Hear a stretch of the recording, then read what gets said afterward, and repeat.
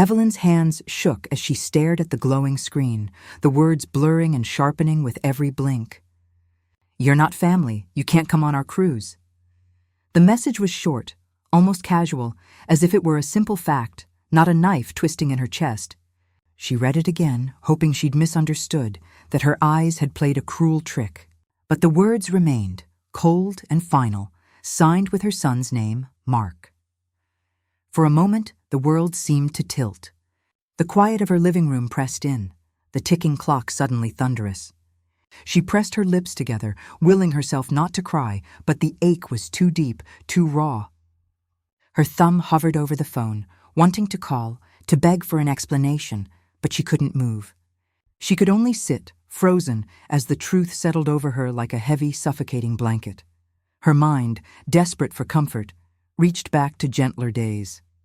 She saw Mark as a boy, his small hand tucked in hers as they walked to the park, his laughter ringing out as he chased after a kite. She remembered birthdays, holidays, the way he'd always saved the biggest smile for her.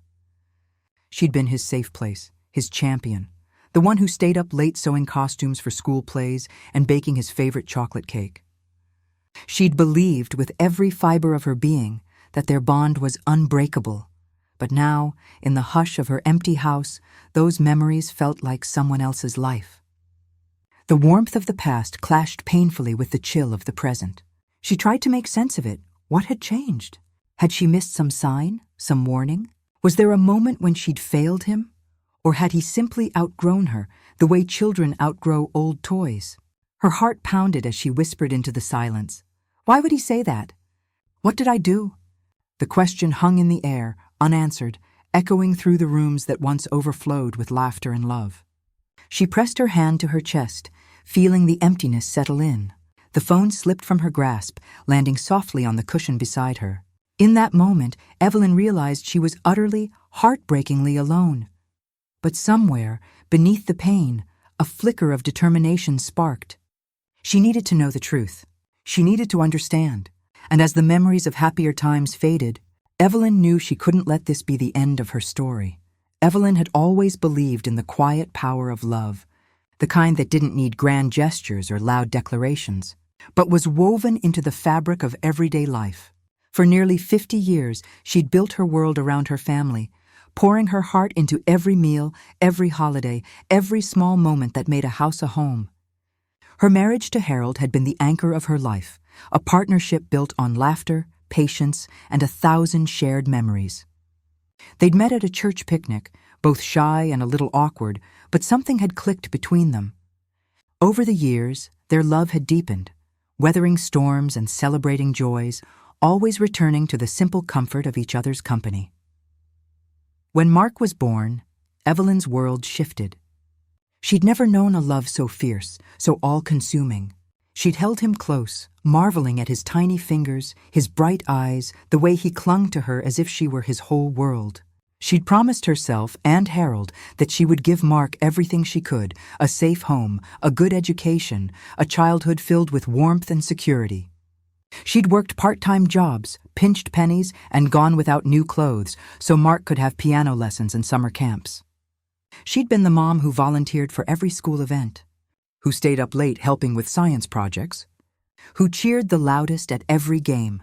Harold had been her partner in all of it, steady and kind, always ready with a joke or a gentle word. He'd adored Mark, teaching him to ride a bike, to fish, to treat others with respect. Their home was filled with laughter, the kind that echoed through the halls and lingered long after the dishes were done. Even when money was tight or life threw them curveballs, they faced it together, united by love and a shared sense of purpose. As Mark grew, Evelyn watched him blossom into a thoughtful, ambitious young man. He was smart, driven, and kind, with a mischievous streak that reminded her of Harold. She'd been so proud when he graduated college, when he landed his first job, when he brought Lisa home to meet them. Lisa was warm and outgoing, with a quick wit and a ready smile. Evelyn welcomed her into the family with open arms, grateful that Mark had found someone who made him happy. When Mark and Lisa had children of their own, first Emily, then Jacob, Evelyn's heart expanded again. She became Nana, the storyteller, the cookie baker, the one who always had time for a game or a cuddle. She cherished every moment with her grandchildren, delighting in their curiosity and their laughter. She and Harold would host Sunday dinners, filling the house with the smells of roast chicken and apple pie, the sound of children's voices, the comfort of family gathered around the table. But life, as Evelyn knew too well, was never simple. Harold's health began to decline, slowly at first, then all at once. The diagnosis cancer was a blow that left them reeling. Evelyn became his caregiver, tending to him with unwavering devotion, even as her own heart broke a little more each day. Mark visited when he could, but his job was demanding, and Lisa was busy with the kids. Still, Evelyn never complained. She was grateful for every moment she had with Harold, holding his hand through the pain, whispering words of love and reassurance until the very end. When Harold passed, the world seemed to lose its color. The house felt too big, too quiet, the silence pressing in on her from all sides. But Evelyn carried on, finding solace in her family, in the routines and traditions they'd built together.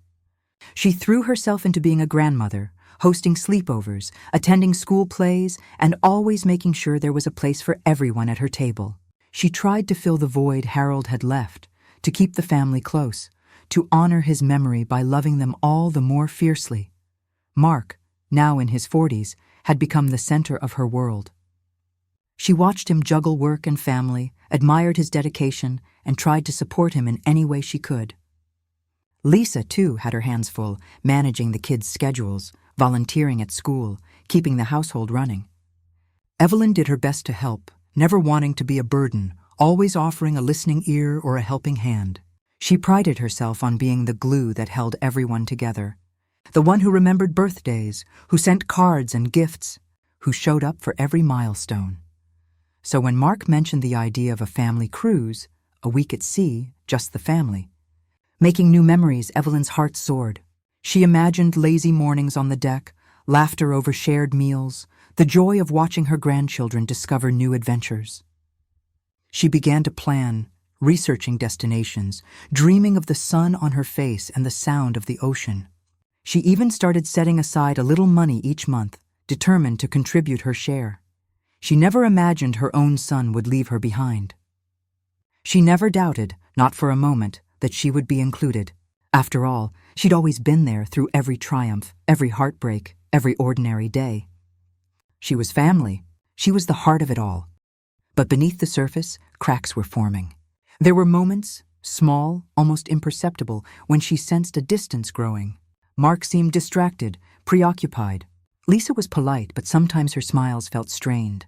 The grandchildren, now teenagers, were busy with their own lives, their own friends. Evelyn tried not to take it personally, telling herself it was just the way of things, that families changed and grew. Still, she couldn't shake the feeling that something was shifting, that she was slowly being edged out of the center of their world. One afternoon, as she sat in her favorite armchair, knitting a scarf for Emily, her phone buzzed with a new message. It was from Lisa, a group chat titled Family Cruise.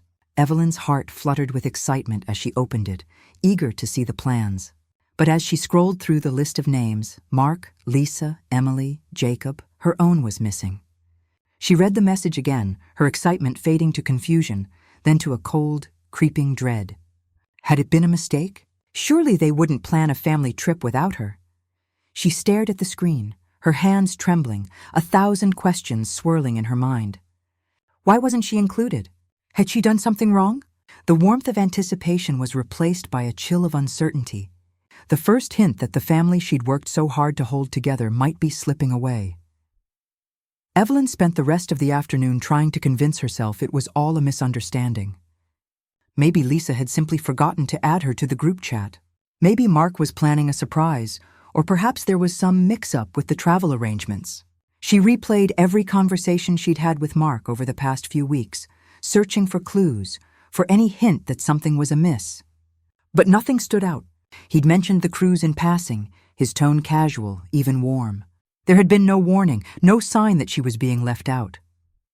As evening fell, Evelyn's anxiety grew. She picked up the phone and dialed Mark's number, her heart pounding in her chest. It rang several times before he answered, his voice brisk and distracted. Hey, Mom, everything okay? She tried to keep her tone light. Hi, sweetheart. I saw the message about the cruise. I just wanted to check, was I supposed to be included? I didn't see my name on the list. There was a pause, just long enough to make her stomach twist. Oh, yeah, about that, Mark said, his voice suddenly distant. It's just, well, it's going to be a small thing, just us and the kids. Lisa thought it would be easier that way. Evelyn's breath caught. Easier? I don't understand. I thought it was a family trip. Mark sighed, and she could almost picture him rubbing his forehead, the way he did when he was frustrated. Mom, it's complicated. We just need some time as a nuclear family, you know? Things have been stressful, and we thought it would be good for the kids. She tried to keep the tremor out of her voice. Of course, I understand if you need time together. I thought I was part of the family, too. There was another pause, longer this time. Look, Mom, I have to go. We'll talk later, okay? The line went dead before she could respond. Evelyn sat in stunned silence, the phone pressed to her ear long after the call had ended. She stared at the wall, her mind racing. Was this really her son? The boy she'd raised, loved, and sacrificed for? The one who used to run into her arms after school? Who called her his best friend? She barely slept that night, her thoughts circling endlessly. By morning, the ache in her chest had settled into something sharper, more urgent.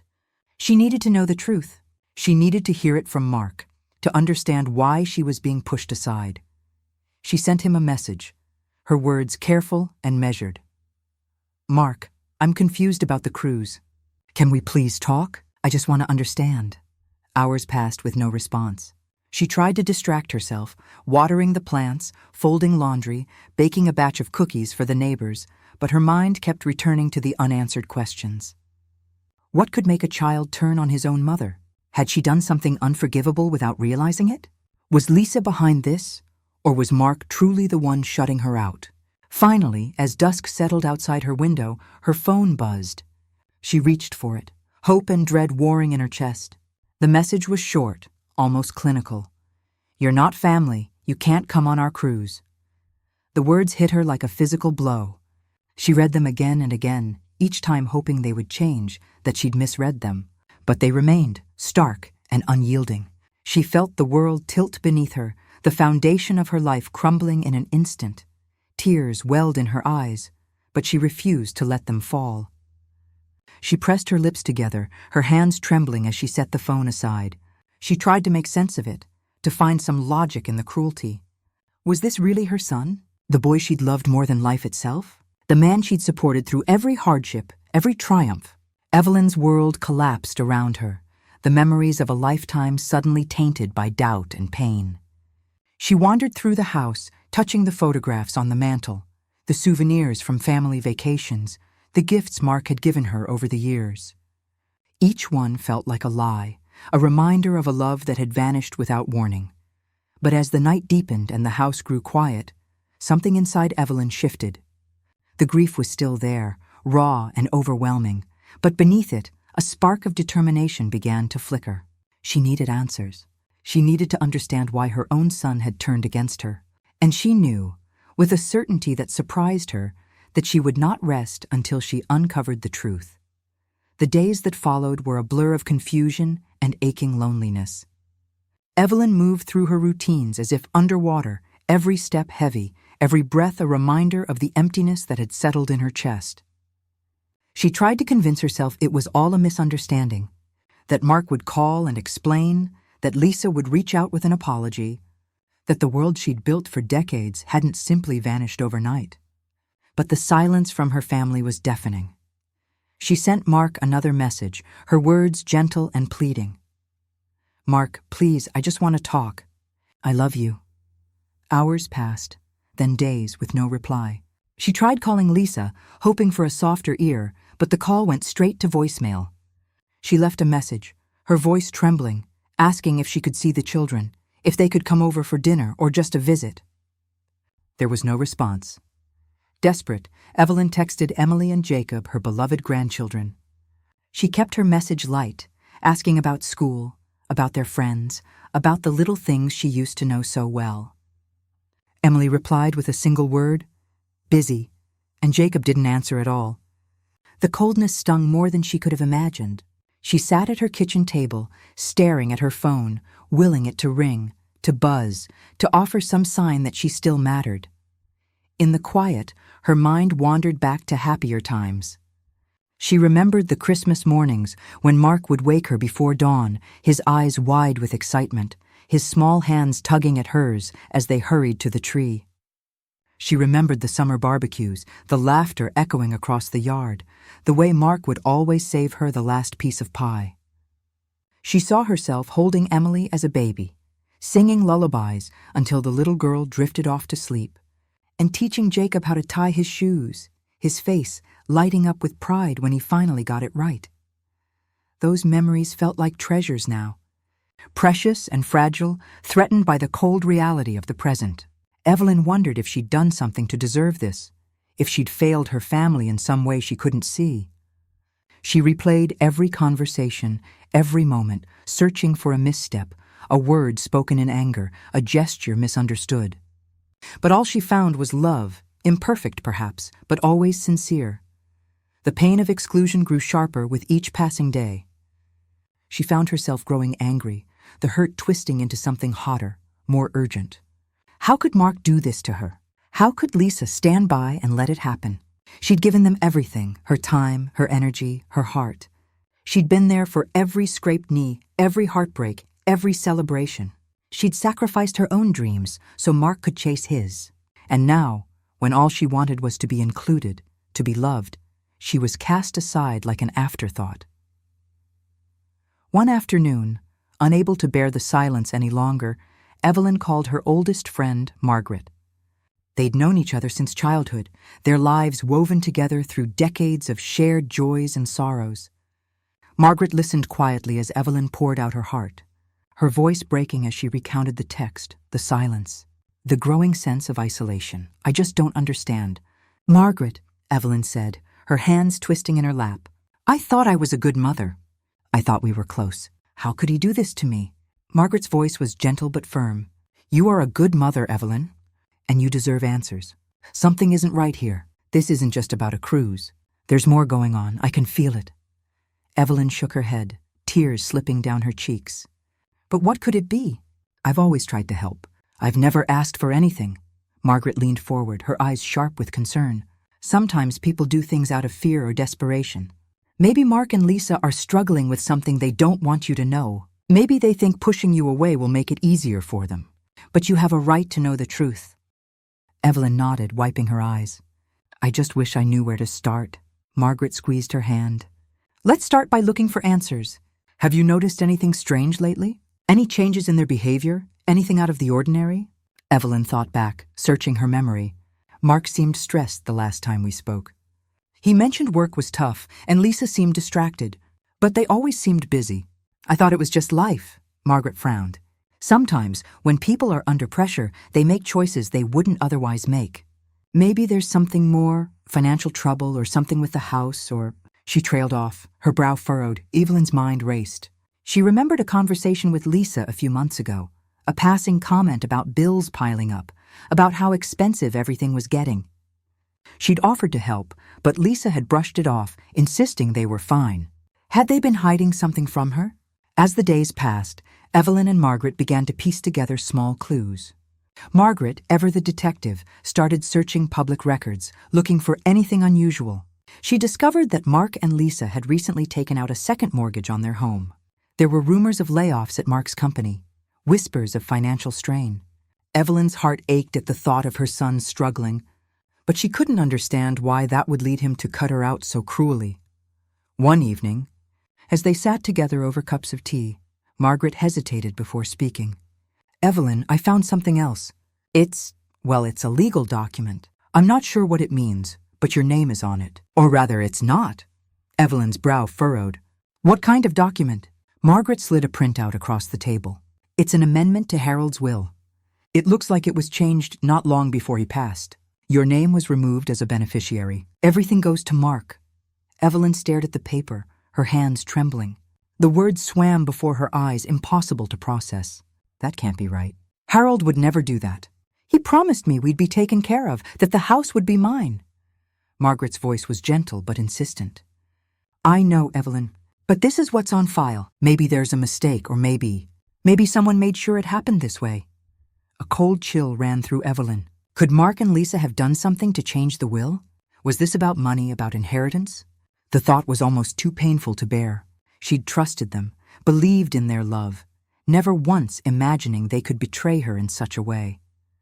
But what Evelyn didn't know was that the truth was even more complicated than she feared. There were secrets buried beneath the surface, old resentments and new fears, choices made in desperation and justified by necessity. The family she thought she knew was hiding things from her, things that would change everything. Evelyn looked at Margaret, her eyes wide with shock and disbelief. "What do I do now?" Margaret squeezed her hand, her voice steady. "We find out the truth. We don't stop until we know everything." As Evelyn stared at the legal document, her confusion and heartbreak began to harden into resolve. She would not let herself be erased. She would not let her life's work be undone by secrets and lies. Whatever it took, she would uncover the truth, even if it meant facing the darkest corners of her family's past. Evelyn sat at her kitchen table long after Margaret had gone, the printout of the will amendment lying in front of her like a silent accusation. She read the words over and over, searching for some sign that it was a mistake, a clerical error, anything but what it appeared to be. But the truth was there in black and white. Her name, once listed as Harold's beneficiary, was gone. Everything, her home, her savings, the security she and Harold had built together, now belonged to Mark. A wave of devastation crashed over her, leaving her breathless. She pressed her hands to her face, trying to hold back the tears, but they came anyway, hot, angry, and relentless. How could Mark do this? How could Lisa stand by and let it happen? And Harold, her Harold, had he really changed the will? Or had someone else done it for him when he was too weak to fight back? The questions circled in her mind, each one sharper than the last. For a long time, Evelyn let herself grieve. She mourned not just the loss of her inheritance, but the loss of trust, of safety, of the family she thought she knew. She remembered the promises Harold had made to her in the quiet of the night, the way he'd squeezed her hand and told her she'd always be taken care of. She remembered the look in his eyes as he grew weaker, the way he'd tried to reassure her even as the end drew near. Had he known what Mark and Lisa were planning? Had he been too tired, too sick to stop them? The pain of betrayal was almost unbearable. But as the hours passed, something inside Evelyn began to shift. The grief was still there, but it was joined by a new feeling, fury. She thought of all the years she'd spent putting her family first, all the sacrifices she'd made, all the love she'd given without question or condition. She thought of the way Mark had looked at her as a child, his eyes full of trust and adoration. She thought of the way he'd shut her out now, cold and unfeeling, as if she were nothing more than a burden. Evelyn realized she'd been betrayed on every level. Not just by Mark and Lisa, but by the very foundation of her life. The people she'd trusted most had taken everything from her, and for the first time she saw them not as her family, but as strangers capable of cruelty she'd never imagined. But she was not as helpless as they thought. She was not the frail old woman they believed they could push aside. Beneath the pain, a spark of determination flared to life. She would not let them erase her. She would not let them steal her dignity, her home, her future. She would fight back, not just for herself, but for the woman she'd always been, the woman Harold had loved, the mother and grandmother who had given everything for her family. Evelyn wiped her tears and straightened her shoulders. She picked up the phone and dialed Margaret, her voice steady for the first time in days. "I need your help," she said. "I'm not going to let them get away with this." Margaret's response was immediate and fierce. "I'm with you, Evelyn. Whatever you need." Together they began to make a plan. Evelyn gathered every document she could find, old wills, bank statements, letters from Harold, anything that might prove her rightful place in the family. She made an appointment with a lawyer, determined to understand her rights and what could be done to challenge the will. She started keeping a journal, recording every interaction with Mark and Lisa, every memory that might shed light on what had happened in those final weeks of Harold's life. As she worked, Evelyn felt her strength returning. She was no longer just a victim. She was a woman on a mission. She moved through her days with a new sense of purpose, her grief tempered by resolve. She reached out to old friends, to neighbors who had known Harold, to anyone who might have seen or heard something that could help her case. The more she learned, the more certain she became that Mark and Lisa had manipulated Harold when he was at his most vulnerable. They had taken advantage of his illness, of Evelyn's trust, of the chaos and confusion that came with the end of a life. They had acted out of fear, out of greed, out of a desperate need to secure their own future at the expense of hers. But Evelyn was done being afraid. She was done being silent. She would fight for her home, for her dignity, for the truth. And as she prepared to take her first steps toward justice, she knew she was not alone. Margaret was by her side, and somewhere, she believed, Harold was watching over her, proud of the woman she was becoming. With her heart steeled and her mind clear, Evelyn set out to reclaim what was rightfully hers. The battle was just beginning, but for the first time in a long while, she felt hope. Evelyn's first step was to meet with the lawyer Margaret had recommended, a woman named Ms. Patel, whose calm confidence immediately put her at ease. Sitting across from her in a sunlit office, Evelyn laid out the story, her voice trembling at first, but growing steadier as she spoke. Ms. Patel listened intently, taking notes, asking gentle questions, and finally explaining the legal landscape in clear, honest terms. There were hurdles, yes, but also hope. If Evelyn could prove that Harold had been coerced or incapacitated when the will was changed, there might be a path to justice. With Margaret's help, Evelyn began to gather every scrap of evidence she could find. She dug through old files, searching for earlier versions of the will, letters Harold had written, and medical records that showed just how ill he'd been in those final months. She found a birthday card from Harold, written just weeks before he passed, in which he'd promised her, "You'll always be taken care of, Evie." The words brought tears to her eyes, but also a surge of determination. She photocopied everything, building a careful record of her life and her love. Margaret, ever resourceful, started making quiet inquiries around town. She learned that Mark and Lisa had been struggling financially for years. There were rumors of missed mortgage payments, credit card debt, and even a failed business venture that Mark had tried to keep secret. Evelyn was stunned. She'd always thought of Mark as responsible, steady, the kind of man who would never let his family down. But desperation could change people, she realized, twisting love into something unrecognizable. As they dug deeper, Evelyn began to see a pattern. Mark and Lisa had started distancing themselves from her not long after Harold's diagnosis. They'd stopped inviting her to family dinners, stopped sharing news about the grandchildren, even stopped answering her calls as often. At the time, she'd chalked it up to stress, to the chaos of illness and grief. Now she saw it for what it was, a deliberate attempt to isolate her, to make her feel like an outsider in her own family. The realization was painful, but it also fueled her resolve. She started keeping a journal, documenting every memory, every conversation, every small detail that might help her case. She wrote about the way Lisa had insisted on handling Harold's medications, the way Mark had rushed her out of the room during important conversations, the way they'd both seemed so eager to take control of the household finances. She wrote about the loneliness, the confusion, the growing sense that something was terribly wrong. But Evelyn refused to let bitterness consume her.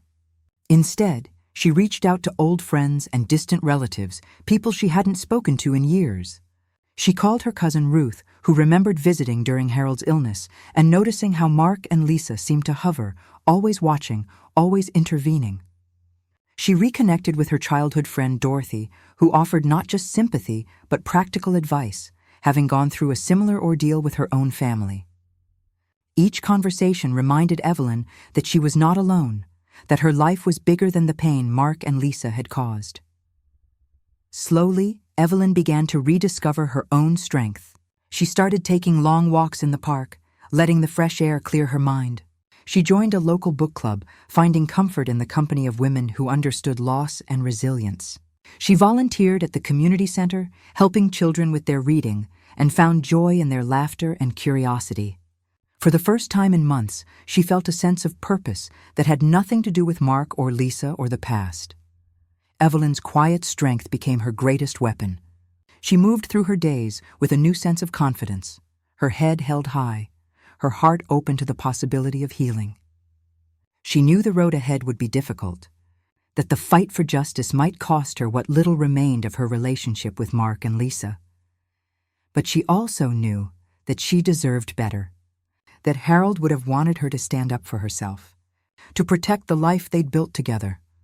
Still, doubts lingered. Would her plan work, or would it destroy what was left of her family? Was it possible to seek justice without losing everything she'd ever loved? The questions haunted her, but she refused to let them paralyze her. She would move forward, one step at a time, trusting in her own resilience and the support of those who truly cared. Then, one afternoon, as she was sorting through a box of old photographs, her phone buzzed with a new message. It was from Lisa, of all people. The message was brief, almost formal. "We're having a family gathering next weekend. Mark thought you might want to come." Evelyn stared at the screen, her heart pounding. Was this an olive branch or another trap? Was it a chance to confront the truth, to finally say what needed to be said? She didn't know. But as she looked at the invitation, she felt a surge of courage. Whatever happened, she would face it head on. She would not be silent. She would not be erased. The time had come to confront her family and the truth. The day of the family gathering dawned gray and uncertain, the sky heavy with the threat of rain. Evelyn dressed with care, choosing a soft blue sweater Harold had always loved and a string of pearls she hadn't worn in years. Her hands trembled as she fastened the clasp, but her eyes were steady in the mirror. She was not the same woman who had sat weeping at her kitchen table weeks before. She was stronger now, steadied by truth and the quiet support of friends who believed in her. As she approached Mark and Lisa's house, Evelyn's heart pounded. She paused at the door, drawing a deep breath, then rang the bell. The door swung open to reveal Lisa, her smile tight and brittle. "Evelyn, you made it," she said, stepping aside. Evelyn nodded, her gaze calm, and stepped inside. The house was filled with the hum of conversation and the clatter of dishes. Mark's siblings, cousins, and aunts mingled in the living room, laughter rising and falling in waves. Emily and Jacob sat on the stairs, their faces uncertain as they watched their grandmother enter. Evelyn offered them a gentle smile, but they looked away, guilt flickering in their eyes. Mark appeared, his expression guarded. "Mom, glad you could come," he said, his voice stiff. Evelyn met his gaze, searching for the boy she'd once known, but finding only a stranger's wariness. Dinner was a tense affair. Conversations skittered over safe topics, work, school, the weather, but beneath the surface, unease simmered. Evelyn listened, her mind racing, waiting for the right moment. When dessert was served, she set down her fork and cleared her throat. The room quieted, all eyes turning to her. "I'd like to say something," she began, her voice steady. "I know this isn't easy, but I can't pretend everything is fine. I need to talk about what's happened, about the cruise, about the will, about being shut out of my own family." A hush fell over the table. Mark's face tightened and Lisa's hand gripped her wine glass. Evelyn continued, her words measured but firm. "I found out about the changes to Harold's will. I know my name was removed, and I know it happened when he was very sick. I also know I've been excluded from family events, from your lives, and I deserve to know why." Mark's jaw clenched. "Mom, this isn't the time." "It's exactly the time," Evelyn interrupted, her voice unwavering. "I've spent my life loving this family, supporting you, and being there for every one of you. I deserve honesty. I deserve respect." Lisa's eyes darted around the table seeking support, but found only uncomfortable silence. Mark looked down, his hands balled into fists. "We didn't want to hurt you," he muttered. Things got complicated after Dad died. The bills, the house, everything. We thought it would be easier if what?" Evelyn pressed, her voice trembling with emotion. "If I disappeared? If you pretended I never existed?" Mark's face reddened. "You don't understand, Mom. We were drowning. The mortgage, the debts, Dad left everything a mess. Lisa and I had to make choices. We thought if we could just get through this, we could fix it later. We never meant for you to get hurt." Evelyn's eyes filled with tears, but she held her ground. You had a choice, Mark. You could have come to me. We could have faced it together. Instead, you lied. You changed the will. You shut me out. Lisa's voice was small, almost pleading. We were scared, Evelyn. We thought you'd be better off without the stress. We didn't want to burden you. Evelyn shook her head, her voice breaking. You didn't protect me. You betrayed me. You took away my home, my security, my place in this family. And you did it behind my back. The room was silent, the weight of her words settling over everyone. Emily and Jacob stared at their parents, shock and confusion etched on their faces. Mark looked at his mother, shame flickering in his eyes. I'm sorry, Mom, I really am. I didn't know what else to do. Evelyn drew a shaky breath, her dignity shining through her pain. I loved you, Mark, I still do. But love doesn't mean letting people hurt you. I won't be erased. I won't be silent. I'm fighting for what's right, not just for me, but for the memory of your father, for the family we used to be. Aunt Ruth, who had been quietly observing, spoke up. Evelyn's right. We all saw how much she did for this family. Harold would never have wanted this. Other relatives murmured their agreement, some nodding, others looking away in discomfort. The tide was turning, and Mark and Lisa could feel it. The truth once hidden was now laid bare for all to see. Lisa's composure cracked. Tears spilled down her cheeks as she whispered, We made a mistake. We were so afraid of losing everything, we lost ourselves instead. Evelyn reached for her napkin, dabbing her eyes. It's not too late to do the right thing. But it starts with honesty, with facing what you've done. Mark looked at his children, then back at his mother. What do you want from us? I want my place in this family back, Evelyn said quietly. I want the truth. And I want to know that what Harold and I built together won't be destroyed by fear and lies. The silence was broken by a small, trembling voice. Emily, who had been silent until now, stood up, her eyes shining with tears. Dad, Mom, I saw you with Grandpa's papers. I heard you talking about changing things. I didn't understand then, but I do now. Nana deserves better. We all do. The room seemed to freeze. Mark's face crumpled, and Lisa covered her mouth with her hand. The truth, spoken by their own daughter, was undeniable. Evelyn looked at Emily, her heart swelling with pride and sorrow. Thank you, sweetheart, she whispered. The confrontation had laid everything bare, secrets, lies, and the pain of betrayal. But in that moment, surrounded by family, Evelyn felt something shift. The truth was out. The healing, she hoped, could finally begin. But as the family sat in stunned silence, Jacob spoke up, his voice barely above a whisper. There's something else you all need to know. A hush fell over the room as Jacob's words hung in the air. He looked down at his hands, then up at his parents, his voice trembling but clear. I heard you and Mom talking one night. You said you were scared Nana would lose the house if she knew about the debts. You said you didn't want her to worry, but you also didn't want to ask her for help. You thought it would be easier if she just wasn't involved. He swallowed hard, glancing at Evelyn. I'm sorry, Nana. I should have told you sooner. The confession seemed to break something open. Mark's shoulders slumped, the weight of months, years, of secrets and shame finally too much to bear.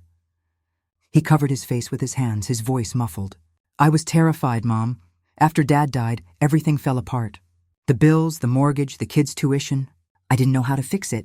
I thought if I could just get through it, if I could protect you from the mess, it would all work out. But I made it worse. I hurt you. I hurt everyone. Lisa reached for Mark's hand, her own eyes red and swollen. We were so afraid of losing everything, we lost sight of what mattered. We let fear make us selfish. I'm so sorry, Evelyn. I know we can't undo what we did, but we want to try to make it right. Evelyn listened, her heart aching with a mix of sorrow and relief. The truth was uglier and more complicated than she'd imagined, but it was also more human. This wasn't just about greed or betrayal, it was about fear, about the desperate hope to keep the family afloat, about the mistakes people make when they feel cornered and alone. She looked around the table, seeing her family not as villains, but as flawed, frightened people who had lost their way. She thought of Harold, of the love and trust they'd built together, and she knew what he would want her to do. She took a deep breath, her voice steady and strong.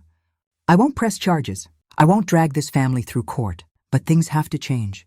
I need honesty. I need respect. I need to know that I matter, not just as a grandmother, but as a person. Mark nodded, tears streaming down his face. You do, Mom. I'm so sorry. I don't expect you to forgive me, but I want to try to earn it back. I want you in our lives. I want the kids to know the woman who raised me, who loved me even when I didn't deserve it. Lisa squeezed Evelyn's hand, her grip trembling. We'll fix the will. We'll make sure you're taken care of, like Harold wanted. We'll be better. We have to be. The rest of the family watched, some in tears, others silent with the shock of revelation. Aunt Ruth reached over and hugged Evelyn, whispering, You're the heart of this family. Don't ever let anyone tell you otherwise. Emily and Jacob came to her side, their faces full of regret and hope. We love you, Nana, Emily said softly. We're sorry we didn't stand up sooner. Evelyn pulled them close, her arms wrapping around them, feeling the warmth of their forgiveness and the promise of something new. She knew the wounds would not heal overnight.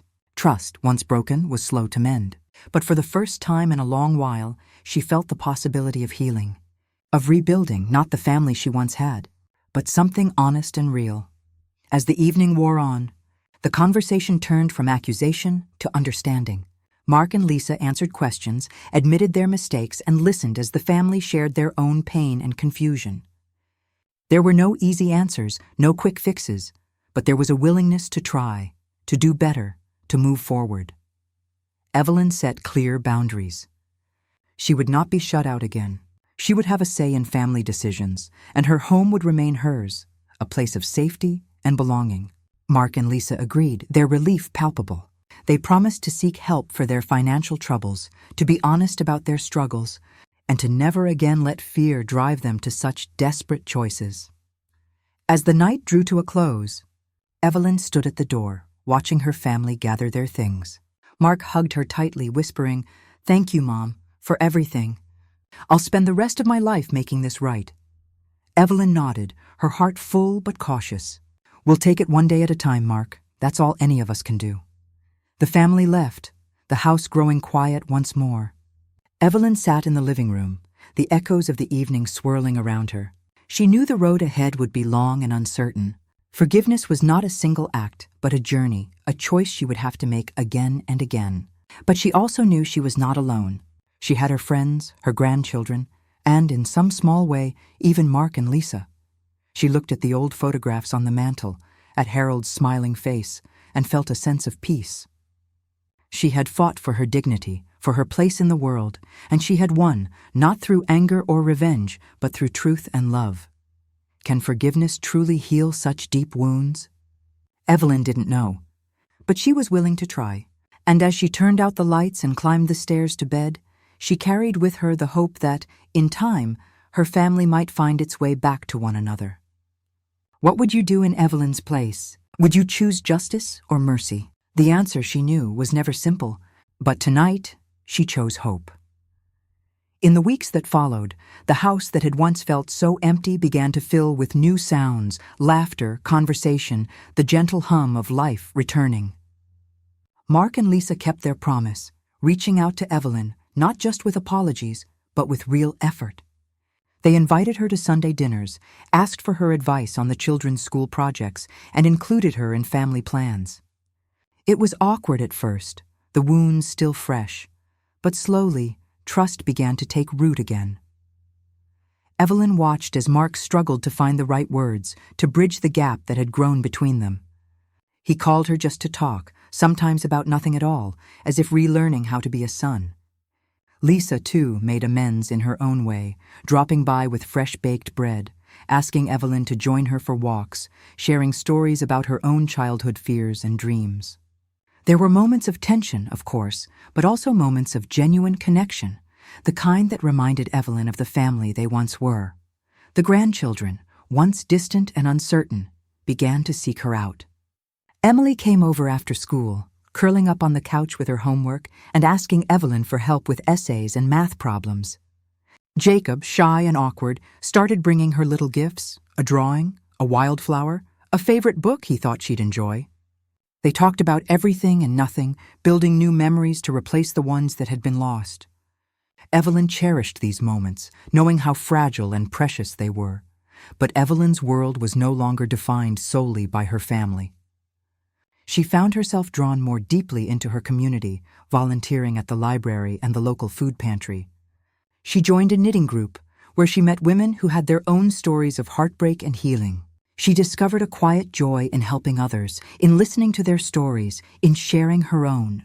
For the first time in years, she felt a sense of purpose that was hers alone, not tied to anyone else's needs or expectations. Through it all, Evelyn reflected on the lessons she'd learned. She realized that self-worth wasn't something given by others, but something she had to claim for herself.